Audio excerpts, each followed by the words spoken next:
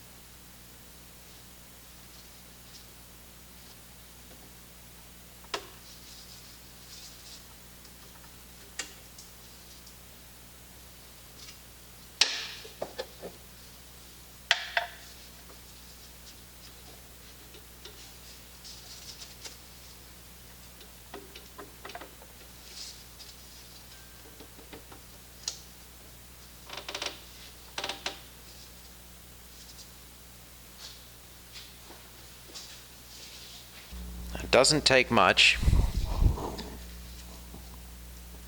but get down and, I don't know if I can reach it anyway, start pumping the primer on the fuel pump.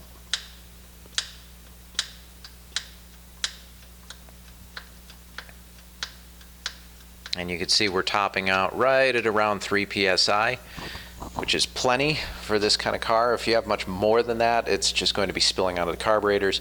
If you have not very much pressure, that's going to be a problem too. And also pay attention to the gauge going down. That could be a sign that fuel is spilling back in the opposite direction. There's some check valves inside of the fuel pump. If those aren't sealing properly, the pump might not be working as well as it could be. So ideally, you'd like to see the pressure kind of sticking up higher, but since we haven't taken apart the carburetors yet, this could also just be fuel not getting in through the needle valves too. So we'll check it again later, but at least we know we're getting pressure. By the way, and this is just a side note, these hoses, okay, now these, granted, these are for the crankcase ventilation. They're not critical, but this is a coolant hose. I really don't like the look of that. That's bound to break. This hose right here feels all right, but at the same time, don't be cheap. Just throw the hoses away, get new ones. Chances are pretty good that they're pretty old on the car that you have. So make sure that you pay attention to the age of the hoses. Just throw them out. Get new ones. If you want to, you can get ones that make your car Concours. I know you can get the green ones for TR6s, or if it's an early one, you can get the Bumblebee stripe. Get whatever hoses you like. Just make sure that they're actually going to work and that they're not going to leave you stranded because you've spilled all your coolant all over wherever you were driving. One other thing that I want to show you on this car, okay, this is a little bit hard to see, so I'm going to get a flashlight. This rubber coupling right here, and this is your steering shaft right here, so it's you can see this connects what's going into the steering wheel all the way down to the steering rack at the bottom. And if this rubber piece is in bad condition and it breaks, your steering wheel will no longer be connected to the wheels. That's obviously bad. A very, very common problem in a TR6 and other Triumphs. Can you see this gap? Can you see this opening and closing? This rubber is about ready to tear through. That horrifies me, because if this car had been in an autocross or even just driving on the road, I mean, somebody could die from this sort of thing. Take very good care and check your steering joints. I don't care how long you've owned your car. These things deteriorate. That is a massive problem. So replace these. It's a little bit finicky. There's some tricks to it, but this isn't strictly related to our video. Make sure you change it. That's important. Okay, so we know that the distributor's in good shape. We know that the plugs are gapped correctly. In an ideal world, I'd have replaced the wires, but I'll do that in a bit anyway. The compressions in all the cylinders check out. The crankshaft thrust washers are in decent shape. We've set the valve clearances. So all of those things have been taken care of. We know there's fuel pressure getting at least to this point here, and so now we can address the carburetors. There may also be, if you're having running issues, so this is sort of my checklist for a car that I'm just going through for the first time, but if you're having running issues, you might also want to check for a vacuum leak. That's not necessarily something that says, oh, we should adjust the carbs. Generally, you don't have to do that. If the car was just running, something went wrong, you should figure out what it is before you throw money at it. But in this car, since I have no idea what's inside the carburetors, and since I do know that some of these parts really aren't moving at all, I've got a pretty good indication that there's probably some bad gas. These things need to soak in some chemicals for a little bit just to clean those out. So let's dive in. First thing, obviously, you want to remove the air cleaner.